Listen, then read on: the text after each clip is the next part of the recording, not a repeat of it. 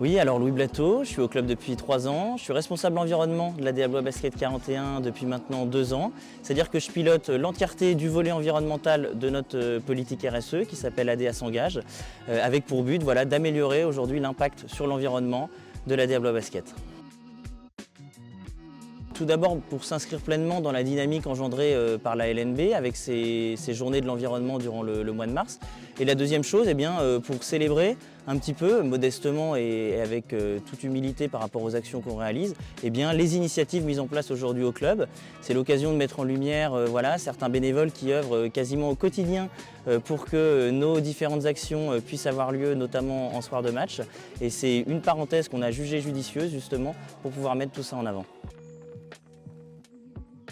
L'environnement à l'ADA, c'est une structuration, une commission environnement, un responsable environnement, une équipe environnement et des initiatives. Aujourd'hui, à l'heure actuelle, on en a 3. L'éco-source, l'éco-parc et la buvette durable avec notre système de gobelets réutilisables. L'éco-source, c'est une fontaine qui a été co-développée avec un partenaire du club, Adou Centre, qui vise finalement à supprimer les bouteilles plastiques à la fois dans les entraînements et lors des jours de match au bord terrain pour les joueurs. Et donc du coup, cette fontaine, on la raccorde sur le réseau d'eau courante, elle filtre à la sortie et elle est mobile. Donc elle peut très bien se transporter du banc de l'ADA aussi au banc des adversaires à qui on en fournit. Et également, les arbitres bénéficient d'une bonbonne d'eau purifiée pour pouvoir s'hydrater. Et tout l'ensemble de l'écosystème, entre guillemets, sportif au sein du jeu de paume fonctionne avec des gourdes. Et donc on a pu supprimer, on estime sur la partie professionnelle, 7000 bouteilles environ par an. L'éco-parc, c'est un parking de covoiturage et là on a eu deux manières de penser. C'est que d'une part on a voulu faire quelque chose d'impactant, c'est-à-dire de diminuer nos émissions, puisqu'il faut savoir quand même qu'aujourd'hui le premier poste d'émissions carbone d'un club de sport professionnel, c'est les déplacements et notamment les déplacements des supporters. Et donc à cette occasion on a voulu inciter notre communauté à venir à plusieurs aujourd'hui au jeu de paume. Et on a voulu également simplifier la procédure et le processus pour nos supporters en ayant juste cette règle de venir à 3. Et vous arrivez à l'éco-parc, vous trouverez un membre de l'équipe environnement qui vous ouvrira avec plaisir et vous pourrez bénéficier d'une place aux portes du jeu de paume. Alors la troisième initiative, qui est une initiative qui a eu un peu plus de résonance, c'est notre buvette durable. Alors c'est le système de gobelets réutilisables qui s'est voulu résolument novateur puisque c'est quand même une initiative qui existe depuis longtemps dans les structures sportives.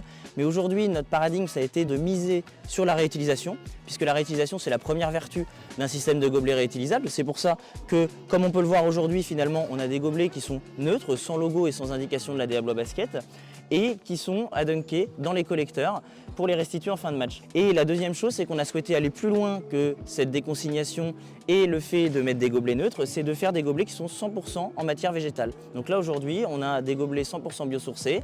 Ils sont également gravés parce qu'en fin de vie, ils peuvent être biodégradables et compostables industriellement. Donc on n'a pas voulu insérer de l'encre dedans, justement si sa fin de vie devait finir dans la terre. Et aujourd'hui, surtout grâce aux supporters, on a des taux qui sont supérieurs à 90%, ce qui fait qu'on peut assurer qu'on a une initiative très verte et qu'on est parmi les meilleurs sur ce sujet-là dans le sport français. Ouais, alors j'ai la chance d'avoir une super équipe environnement qui est vraiment très motivée et qui donne beaucoup de son temps la semaine comme les soirs de match. On est 7 aujourd'hui dans cette équipe environnement avec une mixité, des hommes, des femmes, des profils différents qui viennent nous aider sur la partie opérationnelle mais aussi sur le développement des actions pour qu'on puisse mettre tout ce que vous voyez autour parce que notre commission nous donne une feuille de route et derrière il faut la mettre en musique et sans eux tout ça ne pourrait pas exister et c'est eux aussi qui rendent l'ADA plus vert chaque jour. Alors les leviers pour un club plus vert, et je dirais même le levier, c'est la mobilisation de l'ensemble de la communauté ADA et notamment en particulier des supporters parce que le club c'est à la fois les salariés, les joueurs et l'ensemble de la communauté autour, mais c'est surtout les fans par l'usage qu'ils font, notamment lors de l'événementiel et lors de la partie match.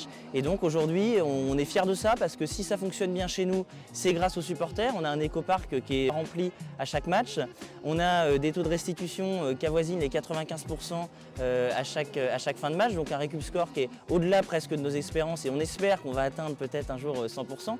Et tout ça, c'est permis grâce à vous, grâce aux supporters, puisque c'est eux qui rendent le club plus vert et c'est un des grands leviers entre guillemets que le sport peut avoir sur l'environnement, c'est au-delà de la structure, de mobiliser l'ensemble de sa communauté et c'est le cas, tous ensemble, rendons plus vert l'ADA puisque toujours plus vert, toujours plus ADA.